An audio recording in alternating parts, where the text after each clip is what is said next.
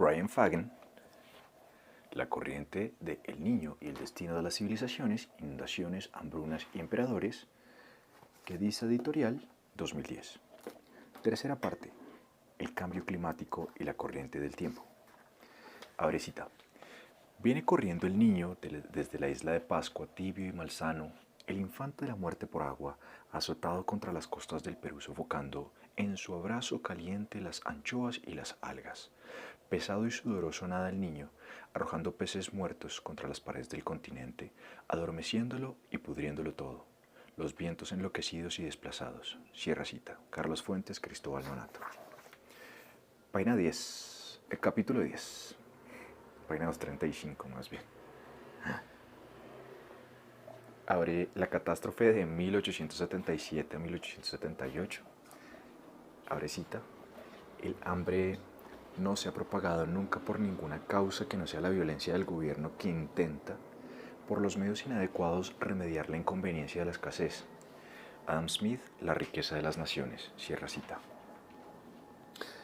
Abre comillas. A medida que aumenta su celebridad, Enzo tenía a historiadores y arqueólogos como un deus ex machina, que puede ser invocado para explicar casi cualquier sequía o cualquier configuración climática excepcional, cierra comillas.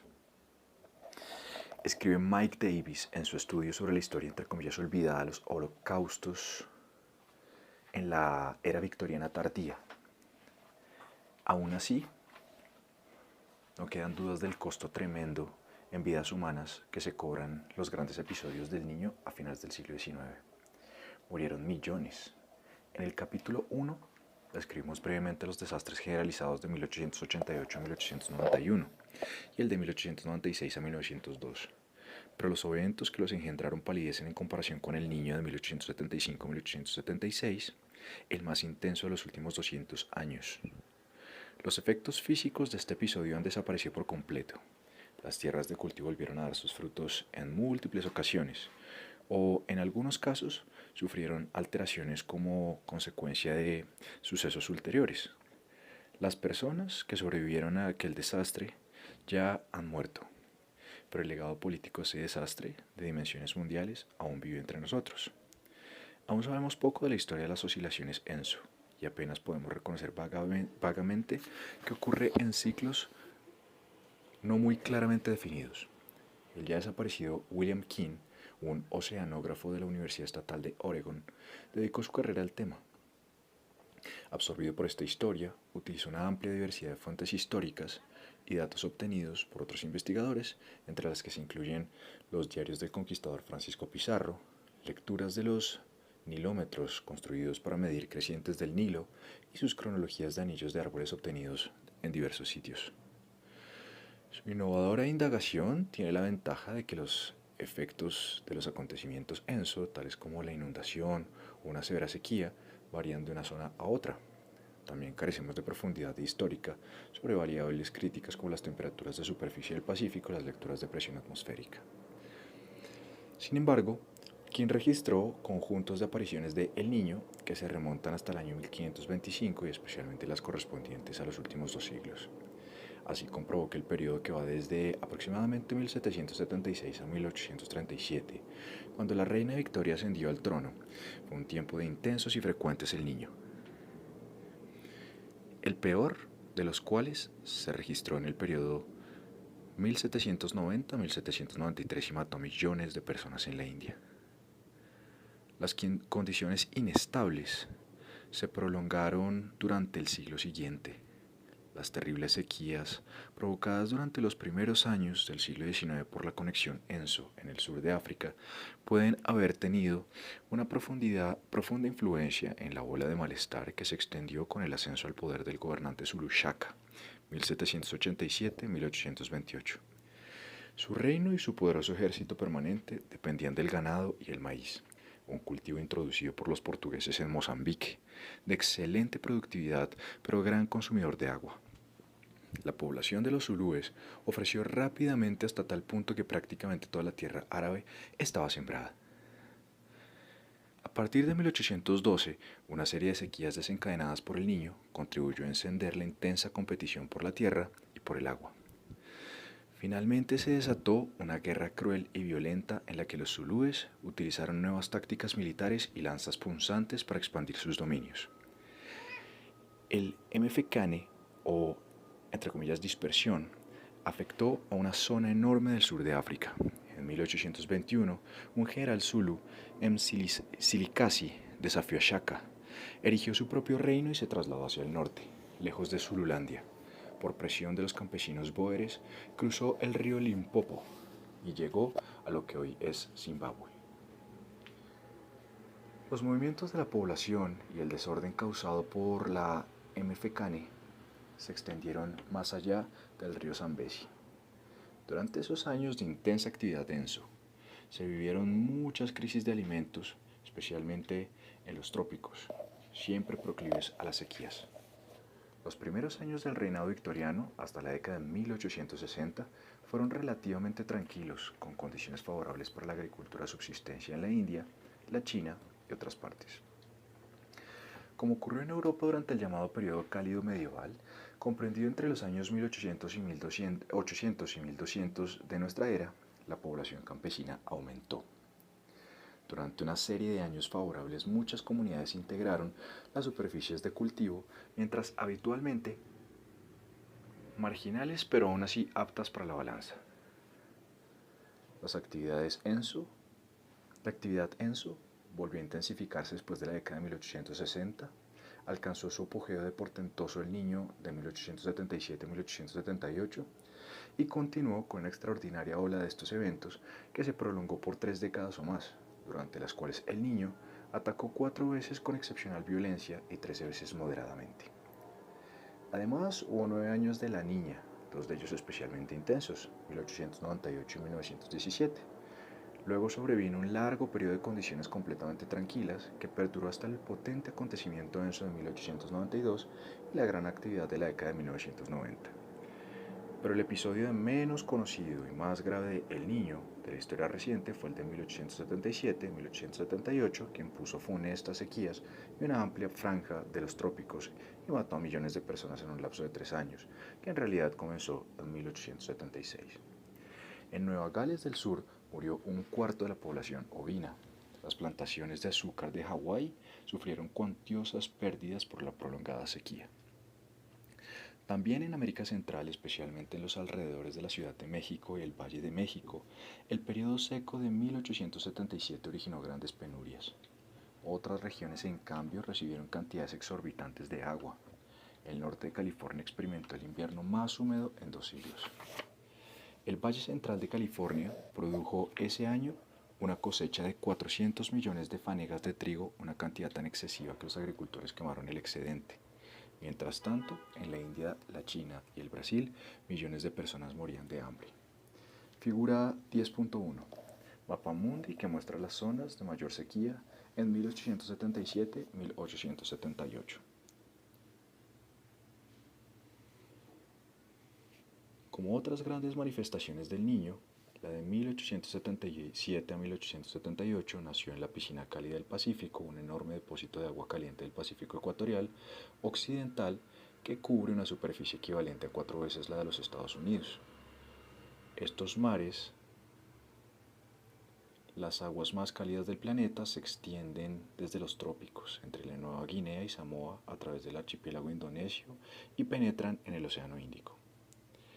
Las aguas de esa olla caliente tienen la suficiente temperatura para elevar el calor y la humedad de la atmósfera y afectar el clima de la China y la India.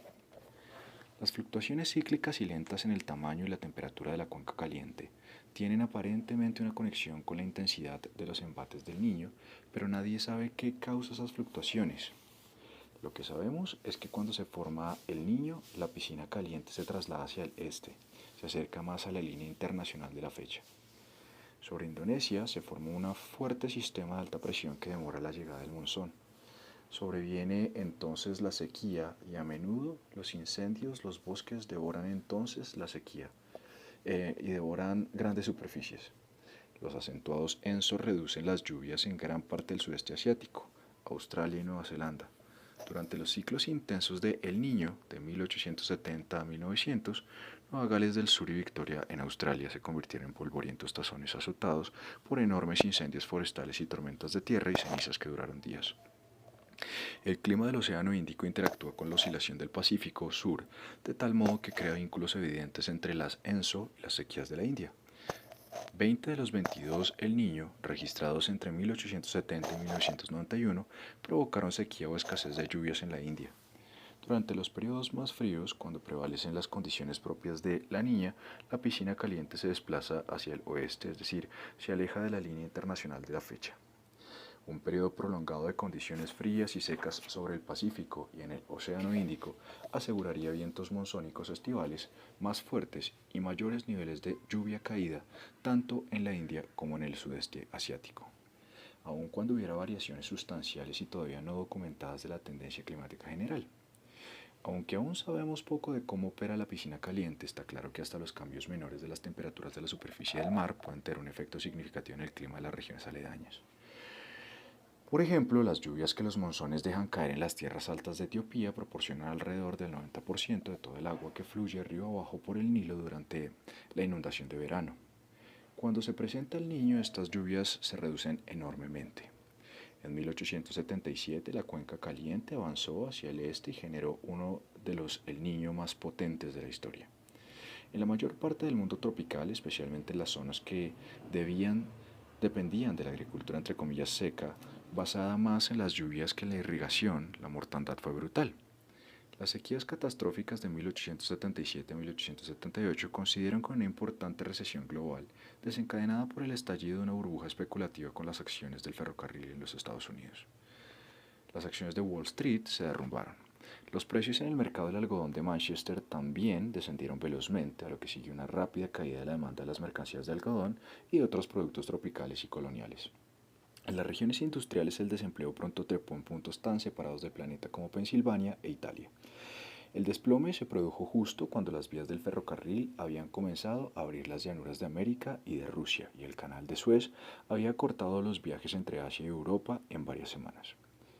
La competición internacional se intensificó, los precios de las materias primas cayeron precipitadamente. Millones de agricultores tropicales quedaron atrapados en el cataclismo económico. Egipto, que dependía en gran medida de sus exportaciones de algodón, fue a la quiebra en 1876. La industria del algodón del nordeste del Brasil hizo implosión. Al mismo tiempo, el sur de los Estados Unidos retomó la producción de algodón, que había quedado suspendida durante la Guerra Civil, e inundó el mercado internacional con su producto. Como resultado de ello, miles de campesinos tropicales, desde Angola a Fiji y hasta Queensland, se arruinaron. La competencia global en el mercado del té, el azúcar y el vino también se hizo más feroz a medida que se sumaban nuevos contendientes como Australia y la India, que se incorporaron además a los mercados de granos y crearon excedentes en la producción mundial de trigo y de arroz. El violento El Niño de 1877-1878 golpeó precisamente en este momento precario de lo que hoy podemos llamar la economía global naciente, un momento en el que la inquietud agraria se acentuaba en todo el mundo.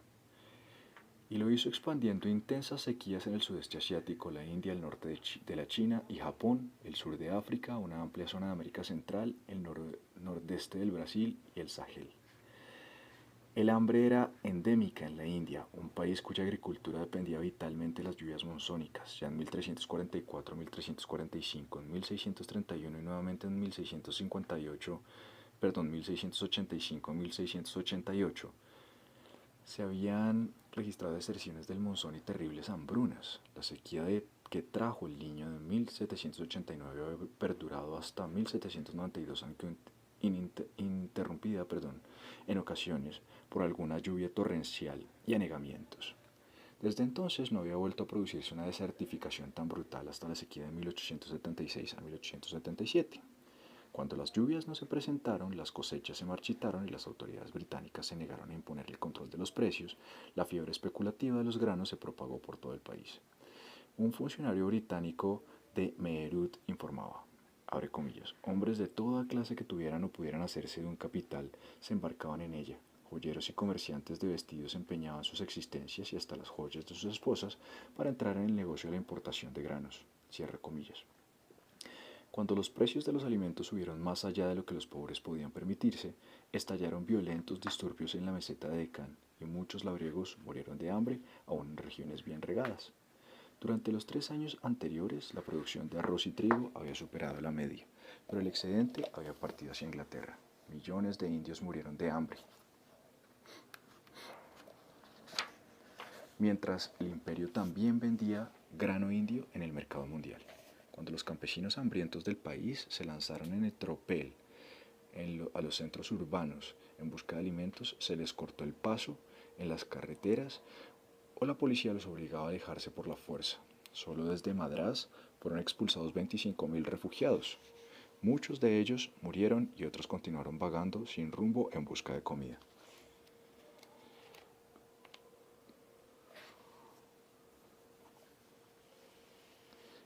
El gobierno central encabezado por el virrey, el excéntrico y errático Lord Lytton, que era además el poeta favorito de la reina Victoria, no hizo el menor esfuerzo por poner el grano de un precio razonable ni para hacer algún acopio de alimentos.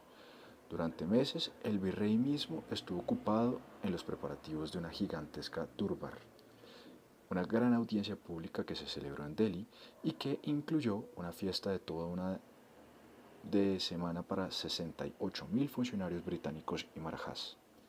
La sequía era una irritante distracción. Un periodista inglés calculó que durante las festividades, que consideró entre comillas lo suficientemente fastuosas para impresionar a los orientales, cierra comillas, 100.000 aldeanos rurales murieron de inanición. Como bien señala Elizabeth Whitcomb, las teorías de Thomas Malthus aún ejercían gran poder en la opinión oficial.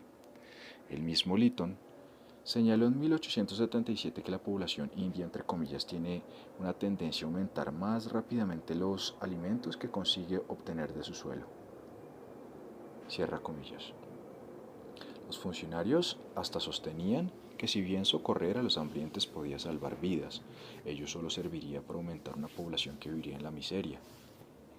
No es que Lytton se apartara de la política oficial, pues ésta, siguiendo a Adam Smith, exigía tener una actitud de extremada prescindencia oficial respecto del hambre. El virrey se negó a dispensar a los campesinos del impuesto a la tierra y a instrumentar algún plan de salvamento. Hasta dio instrucciones que prohibían estrictamente toda intervención del gobierno en el mercado y denunció lo que llamó, entre comillas, la histeria humanitaria. Que el pueblo británico pague la cuenta de sus sentimientos baratos, entre comillas, si quiere salvar vidas a un costo que hundiría a la India en la bancarrota, cierra comillas. 320 millones de kilos de grano partieron de la India hacia Europa en aquel fatídico periodo de 1877 a 1878, parte de los cuales fueron a estabilizar el precio de los granos en Gran Bretaña, donde había subido a causa de la pobre cosecha obtenida en las islas en 1876 a 1877. El precio de dejar hacer a los mercados fue enorme. Solamente en la región de Madrás murieron al menos 1,5 millones de personas. Las partes más áridas del Deccan perdieron un cuarto o más de sus habitantes, muchos de los cuales murieron porque cuando finalmente llegaron las lluvias estaban demasiado débiles para sembrar y no tenían suficientes animales de tiro para arar los campos. Entre los sobrevivientes, millones sufrieron la malnutrición crónica y cuando la sequía terminó, una epidemia de malaria vino a completar el panorama de destrucción de la población. En gran medida la gran hambruna fue un desastre causado por el hombre. Nadie en Londres ni en Delhi quería sentar el presidente de subsidiar a los pobres de la India, entre comillas, emprender la tarea de salvar vidas, independientemente del costo que tenga, es algo que está, Sikh, más allá de nuestro poder, cierra comillas. Escribió Richard Temple, el severo delegado plenipotenciario para el control del hambre, el funcionario encargado de velar por la alimentación de la población. Los campesinos hambrientos estaban obligados a viajar muchos kilómetros desde sus hogares para trabajar en el tendido del ferrocarril o la construcción de canales. La ración que le correspondía a cada uno era de 450 gramos de arroz, es decir, inferior a la que recibían entonces los prisioneros y aún menor a la que se distribuía en los campos de concentración nazis en el siglo XX. Temple proclamaba orgulloso que estos programas de trabajo habían contribuido a controlar el hambre, pero inevitablemente las condiciones sanitarias inadecuadas y la superpoblación de los campamentos mataban a decenas de miles de trabajadores ya debilitados. El cólera y el agua contaminada sumaban más víctimas. Los terrenos donde se construían las obras eran como campos de batalla, como cadáveres diseminados por todas partes. Abre comillas, los muertos y moribundos yacían echados por todos lados. Los pacientes de cólera andaban tambaleándose en medio de las personas que no habían contraído la enfermedad. Los cuervos revoloteaban sobre los cuerpos que conservaban aún una chispa de vida, cierra comillas, informó un funcionario. Insensible al sufrimiento, Temple llamaba a las víctimas entre comillas mendigos parasitarios, cierra comillas. Los famélicos obreros protestaron por las insuficientes raciones o bien declarándose en huelga. Poderosas corrientes subterráneas de ira y nacionalismo emergente comenzaron a manifestarse en la superficie con una energía que no se había visto en los 20 años transcurridos desde el levantamiento indio. Las vigorosas protestas de la prensa y de una minoría de voces, tanto británicas como indias, que se hacían oír no fueron suficientes. La tesis de Davis, según la cual este desastre sentó las bases del nacionalismo indio, es convincente.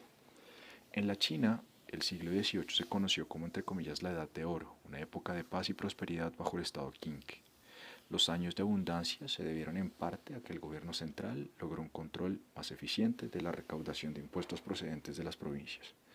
En 1743 a 1744, un implacable El Niño hizo que el monzón de primavera se ausentara 2 años seguidos del norte de la China. El trigo de invierno se marchitó en los campos, los vientos caldeados abrazaron las cosechas en crecimiento.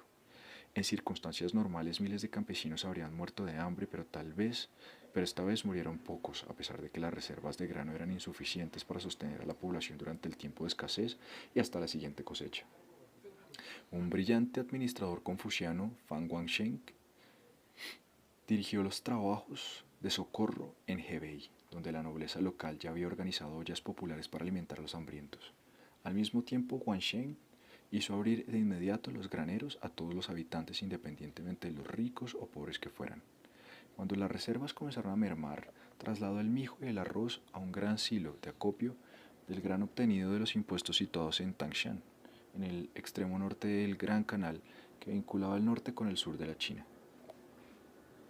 Figura 10.2.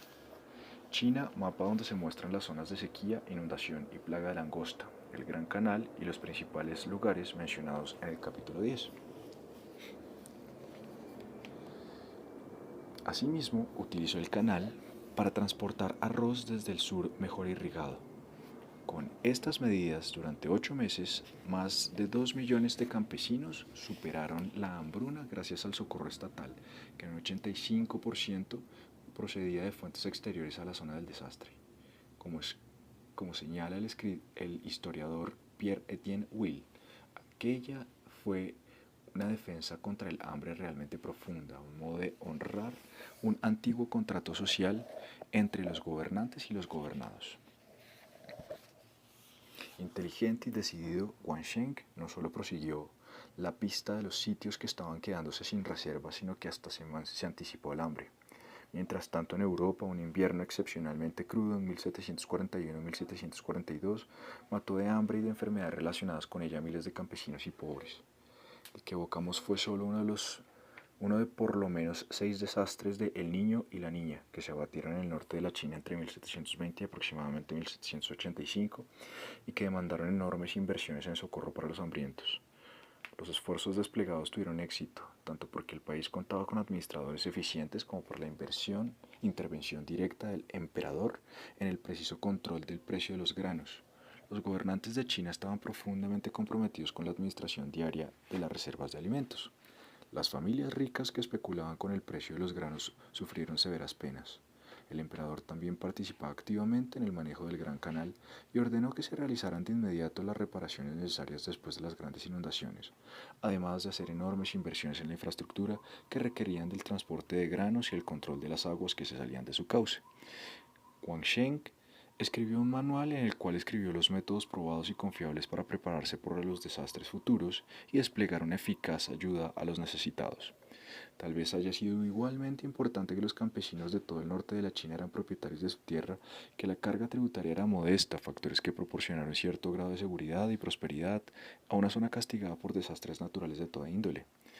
Will calcula que menos del 2% de la población del norte vivía próxima a la inanición y que por lo tanto los niveles de enfermedades epidémicas eran bajos. El contraste con la Francia de Luis XVI al borde de la revolución es impresionante y poco conocido. Las sequías de la China del siglo XVIII fueron moderadas y estuvieron más localizadas en comparación con las mucho más amplias de fines del siglo XIX.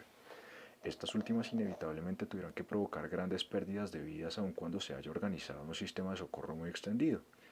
Los administradores del siglo XVIII, con la ventaja que les daban los excedentes del rico presupuesto imperial y las enormes reservas de trigo y arroz del sur, pudieron mantener inmensos depósitos llenos de granos en lugares estratégicos asignados específicamente a las tierras del norte con mayor predisposición a sufrir de sequía.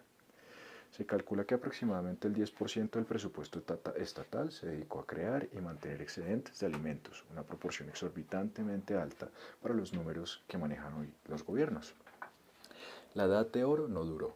La corrupción y las costosas aventuras militares agotaron el tesoro Qing. Un brutal levantamiento campesino en la región fácilmente anegable de Shandong Oriental contribuyó a debilitar las reservas financieras y de granos que tuvieron que desviarse a alimentar a los regimientos antes que a los campesinos hambrientos. 17 años consecutivos de crecidas excesivas del río Amarillo, entre 1839 y 1855, erosionaron aún más la base impositiva agrícola del Estado. Los gobiernos locales dependían casi exclusivamente de los disminuidos ingresos de la tierra, al tiempo que el gobierno central dejaba todo el peso de la inundación y el auxilio a los hambrientos sobre sus hombros.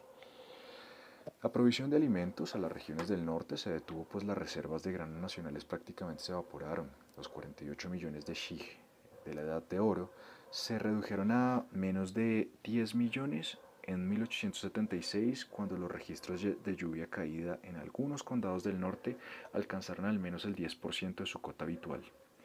Las ocasionales donaciones de dinero y la filantropía local fueron entonces las únicas armas para afrontar el hambre.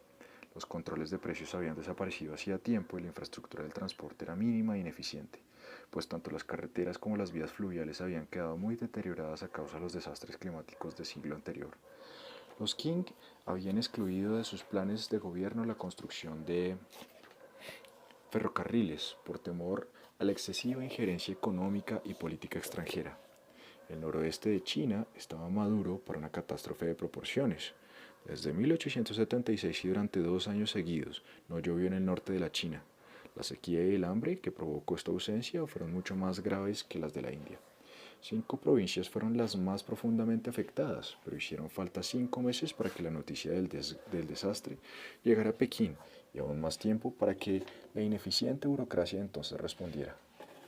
Pasó un año antes de que los primeros magros aportes de plata para comprar alimentos y granos llegaran al norte. Mientras tanto, millones de personas murieron y gran parte del país quedó despoblada. Los magistrados corruptos y los mercaderes cizaban buena parte de los suministros de alimentos y se enriquecían con la catástrofe. El gobierno no hizo casi nada hasta 1876, cuando cientos de miles de refugiados aparecieron en las calles de la ciudad de Shanghái, mucho más al sur. Los precios de los granos treparon verticalmente y cuando llegó el frío invernal también subieron los precios de los combustibles. Los hambrientos agricultores consumieron sus magras cosechas y luego tuvieron que recurrir a la cáscara de los cereales, los tallos de las patatas, las cortezas, las semillas silvestres y las hojas de nabo. El misionero estadounidense Samuel Wells Williams vio, entre comillas, personas como espectros vagando sobre las cenizas de sus casas quemadas y calentándose junto a piras encendidas con los restos de los templos, cierra comillas. Quienes no habían huido se apiñaban para darse calor a grandes hoyos hechos bajo tierra. A medida que los ocupantes morían, otros ocupaban deprisa sus lugares. El cónsul británico en Yantai escribió, ahora cita, uno comprende rápidamente qué impotente es un magistrado de distrito para afrontar una gigantesca calamidad como esta. Cierra comillas. La mayoría no hacía nada o castigaba a los miles de bandidos atrapados intentando robar algo de comer dejándolos morir de hambre en jaulas. Aquella vez sufrieron pobres y ricos por igual. En un solo condado, más de 100.000 dependientes fueron vendidos como esclavos. Muchas familias enteras se suicidaban para evitarse la vergüenza de mendigar. Los misioneros estimaron que solo el 20 al 40% de la población afectada por la hambruna recibió algún socorro. Cuando la cantidad de refugiados que marchaban hacia el sur amenazó con volverse abrumadora, las autoridades no vacilaron en enviar tropas para hacerlos regresar o ejecutarlos. Pekín estaba rodeada de puestos de control destinados a repeler a los refugiados. Más de 90 millones de personas sufrían de hambre en una región más amplia que Francia. Las únicas informaciones del desastre que llegaban al mundo exterior procedían de los misioneros y cónsules extranjeros, quienes referían que los muertos se acumulaban en grandes pozos, que aún hoy se conocen como los entre comillas agujeros de 10.000 hombres, cierra comillas. Manadas de lobos rondaban por los campos y atacaban a los moribundos. El momento de mayor hambruna se registró en Shaanxi, cuando fracasó la cosecha de la fértil valle del río Wei. Ricos y pobres subsistían comiendo inmundicias, tierras y cadáveres. Se intentó llevar algo de grano a la región a través del Gran Canal, pero este, tras generaciones de desidia, se iba llenando de hierbas y con los bajos niveles de agua se tornó innavegable. Ni siquiera los grandes cargamentos de grano procedentes de Manchuria pudieron llegar a destino a causa de los atascamientos generalizados de transporte.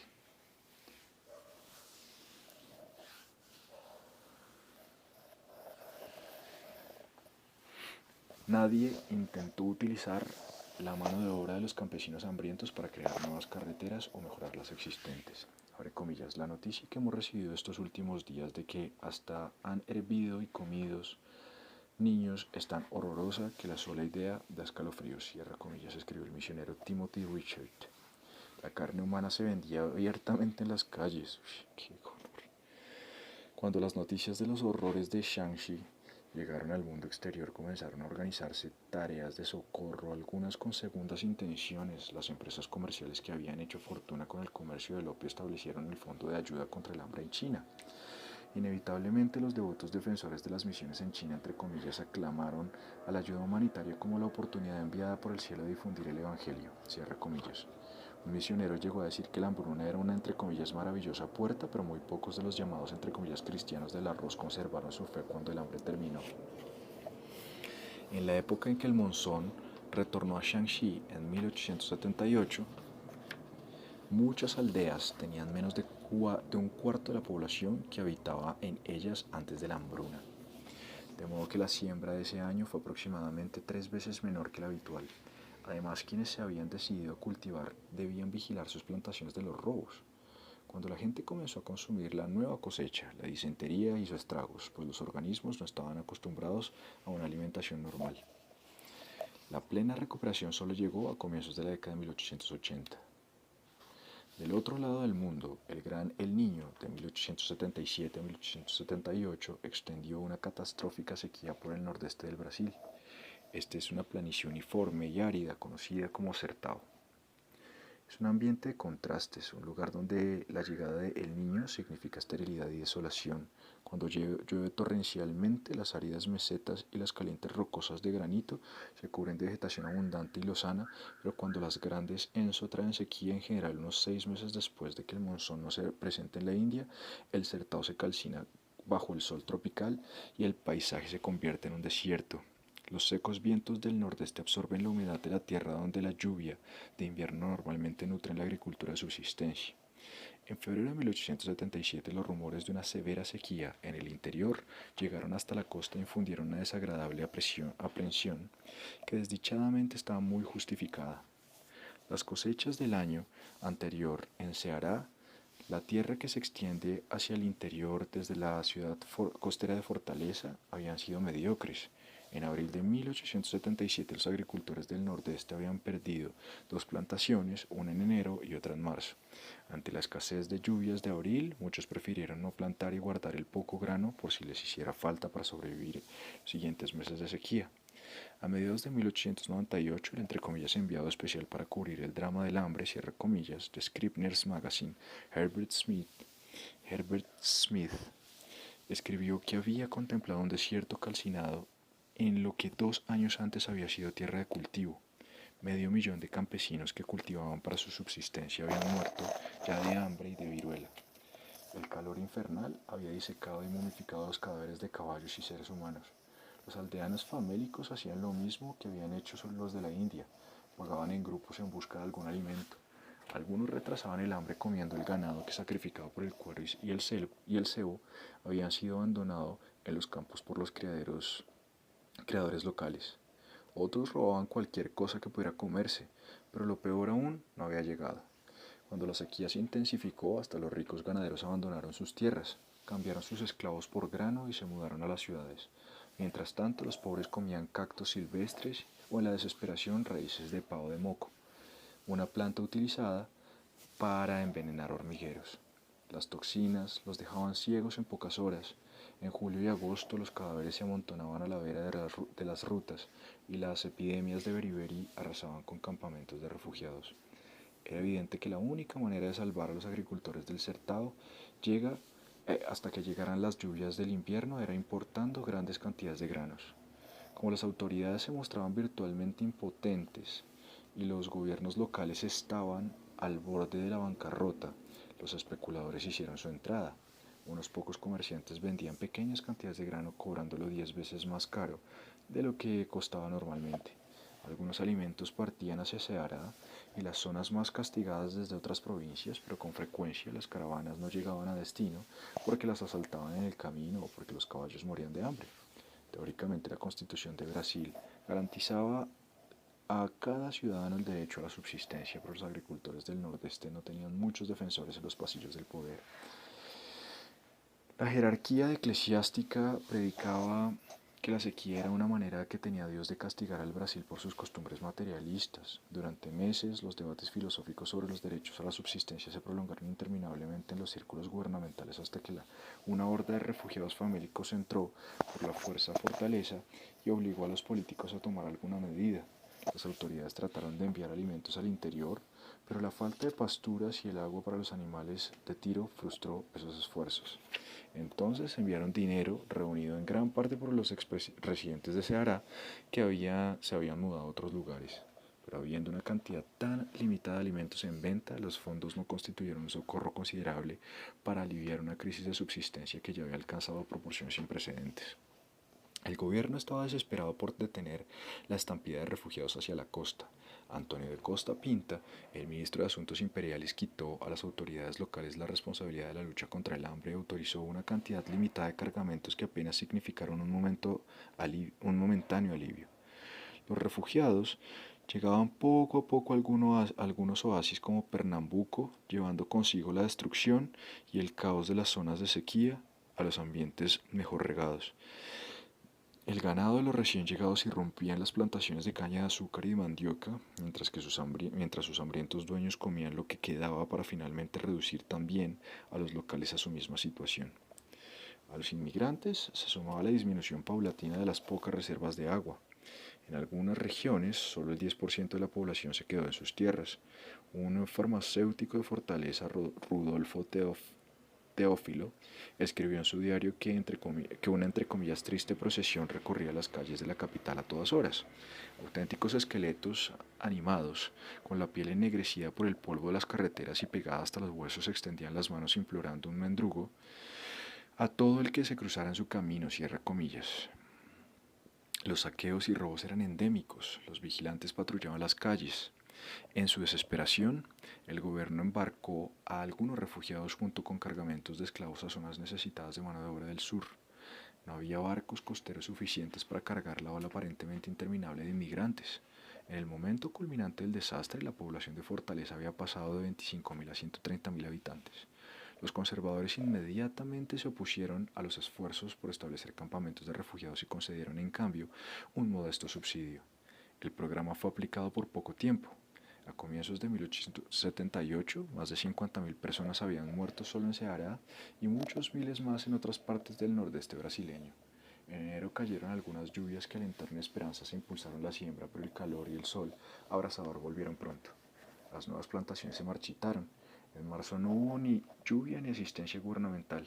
Tambaleantes, 400.000 personas abandonaron los campos. Por toda la carretera se veían pasar aquellos fugitivos hombres, mujeres y niños pequeños, desnudos, que sin llevar nada consigo, debilitados por el hambre, arrastrándose agotadas por las planicies, manchando los senderos de las rocosas montañas con los pies sangrantes, cierra comillas, escribió Herbert Smith en Scribners. El periodista estimó que unas 100.000 personas murieron tratando de llegar a la costa. En la mayor parte de Ceará ya no había ley ni orden. Más de 100.000 refugiados atestaban las ciudades costeras. El gobierno estaba en la ruina, los ladrones vagaban por las carreteras de las afueras y los hambrientos comían animales enfermos y masticaban todo lo que fuera remotamente comestible. Un comerciante le contó a Smith que un refugiado le había pedido permiso para matar las ratas de su almacén y comérselas. Los ricos se parapetaban en sus casas y el presidente huyó de la provincia. El gobierno conservador finalmente cayó y una administración más liberal llegó al poder. Los políticos que acaban de asumir aumentaron el número de barcos que llevan refugiados hacia el sur y conscientemente siguieron el ejemplo de Lord Lytton y el Raj británico en la India. El gobierno ordenó a las autoridades locales que pusieran en práctica proyectos de obras públicas que nunca se completaron. Miles de los campesinos hambrientos pasaron a trabajar en el tendido del ferrocarril y recibían una ración de medio kilogramo de carne, un cuarto de kilo de harina de mandioca y otro cuarto de verduras y hortalizas por día.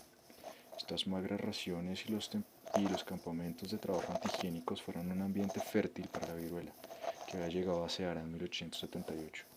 Solo en noviembre y diciembre de 1878, un tercio de la población de Fortaleza murió y al menos 100.000 personas perecieron en toda la región de Ceará.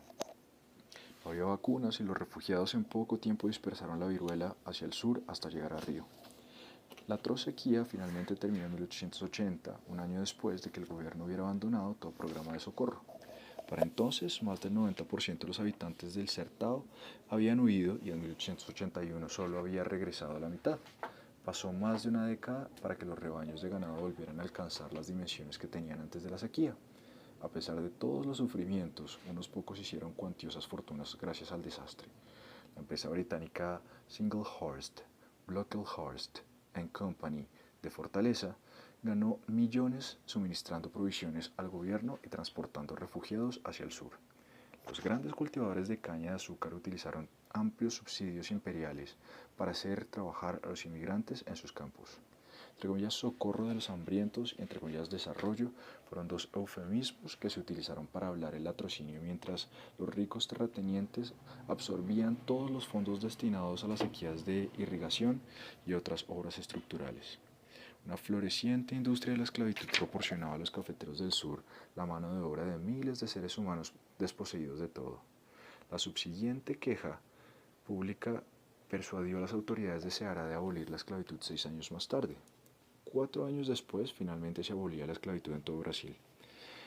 Aunque la conexión ENSO en 1877 a 1878 cobró la mayor cantidad de las vidas en la India, la China y el Brasil, la sequía afectó también a muchas otras regiones, todas ellas conectadas de algún modo con la economía global y las despiadadas realidades de los negocios internacionales.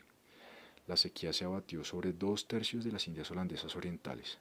Las cosechas fracasaron, los incendios de bosques se extendieron descontroladamente, como ocurrió cuando sobrevino el Niño de la década de 1990. El naturalista británico Henry Forbes escribió que, abre comillas, la superficie calcinada de la Tierra se resquebrajaba formando grietas como quebradas que destruyeron gran cantidad de árboles de los bosques separándolos entre sí y resquebrajándoles las raíces. Los arbustos y árboles pequeños que crecían en lugares más expuestos sencillamente se quemaban en amplias parcelas.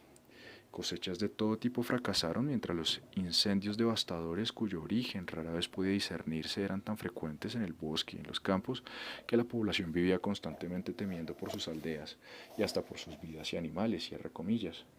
En el sur y el centro de Java se le exigió al campesinado local que produjera granos para exportar a Holanda, aún corriendo el riesgo de quedarse sin lo mínimo para su subsistencia. La secuencia de años secos que se extendió desde 1843 a 1849 ya había diezmado a la población. Cuando en 1877-1878 la sequía volvió a azotar Java, las autoridades se negaron a hacer alguna quita en los impuestos a la tierra. Los aldeanos habían vendido su ganado y otras posesiones a los comerciantes locales, quienes atesoraban celosamente las reservas de grano. Como en la India, decenas de miles de personas perecieron de cólera antes de que las consumiera el hambre.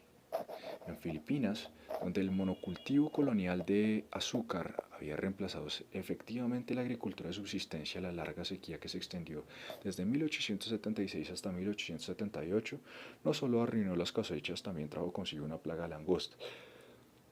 En la isla de Negros, los precios del arroz treparon a niveles astronómicos, pero las corruptas autoridades españolas no proporcionaron ningún auxilio a la población.